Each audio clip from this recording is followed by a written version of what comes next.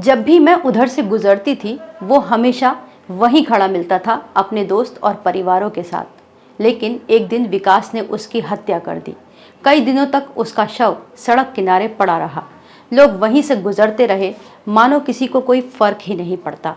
अगर ये बात वाकई किसी इंसान के बारे में होती तो आपको कैसा लगता?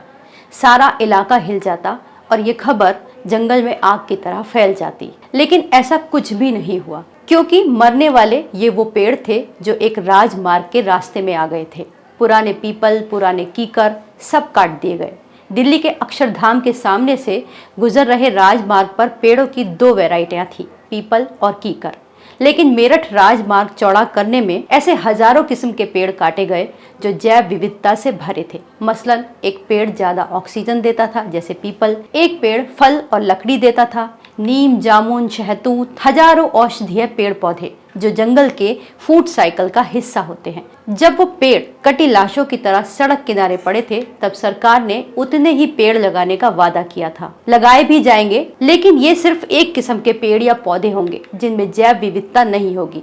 एक ही तरह की मोनो वेजिटेशन का राज्य होगा। मिट्टी में एक ही तरह की वनस्पति से वहाँ का मिनरल बैलेंसिंग बिगड़ जाएगा। जर्मनी में इसी तरह के प्लांटेशन ने जर्मनी की जलवायु को मौत के कगार पर खड़ा कर दिया था। वही भारत में भी अब हो रहा है। मेरठ राजमार्ग पर करीबन 14 किलोमीटर तक की लंबाई में 5500 पेड़ काटे गए, लेकिन उनकी खाना पूर्ति के लिए क्या वही जैव विविधता फिर से रोपी जा सकेगी? इंसानी लालच में प्लांटेशन के नाम पर सबसे ज्यादा यूकेलिप्टस के पेड़ लगाए जाते हैं, जो जैव विविधता के लिए एक अभिशाप है। लेकिन अपनी सीधी और मजबूत लकड़ी और कम समय में बड़ा होने के कारण इस खाना पूर्ति के लिए यानी प्लांटेशन के लिए यही पेड़ सबसे ज्यादा उगाया जाता है। ये धरती की उर्वरता को चूस लेता है, आसपास की जमीन के पानी को सोख लेता है, जिससे दूसरे पेड़ पौधे वहां पर पनप ही नहीं पाते। इस वक्त देश के उत्तराखंड राज्य में जंगल दावानल की चपेट में है। उत्तराखंड के इन जंगलों में चीड़ के बहुत सारे पेड़ हैं जो अपने तेल के कारण जल्दी ही आग पकड़ लेते हैं। इस तेल को लीस कहते हैं। यहाँ पर लापरवाही की छोटी सी चिंगारी भयानक आग लगा देती है। अक्सर ये आग इन पेड़ों के हवा में आपस में रगड़ खाने से भी भड़क जाती है।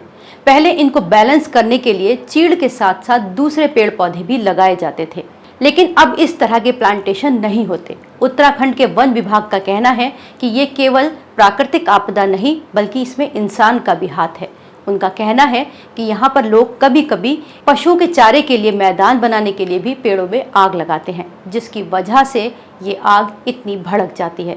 कभी कभी शरारती तत्व अपने मजे के लिए भी आग लगा देते हैं। इस वक्त उत्तराखंड के 1144 हेक्टेयर की वन संपदा जलकर खाक हो गई है। अनगिनत जानवर मारे गए हैं, पंछी मारे गए हैं और पहाड़ वासियों का धुएं से दम घुट रहा है। अब तक आग लगाने की 300 से भी ज्यादा घटनाएं हुई हैं, जिनमें 2 लोगों की मौत हुई है और 350 मुकदमे दर्ज किए गए हैं। 61 लोग अरेस्ट भी किए गए। लेकिन इंसान नाम का ये जानवर इसका भी जश्न मना रहा है।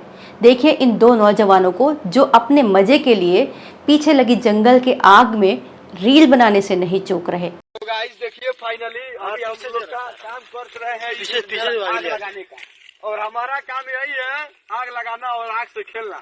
तो हम लोग जब न तब आग पे खेलते हैं। और ऐसा ही होता है इंसान, और सरकारें भी कमोबेश ऐसी ही होती हैं, जो विकास के नाम पर प्राकृतिक संसाधनों के साथ हुई छेड़छाड़ को ठीक करने के बारे में उतना गंभीरता से नहीं सोचती। एक समय आएगा जब पेड़ों के अभाव में ये धरती आग का गोला बन जाएगी और ये गोला रहने लायक भी नहीं बचेगा। इस वीडियो को लाइक करें, हमारे चैनल को सब्सक्राइब करें। हमारे वीडियो सबसे पहले देखने के लिए बेल आइकन प्रेस करना ना भूलें।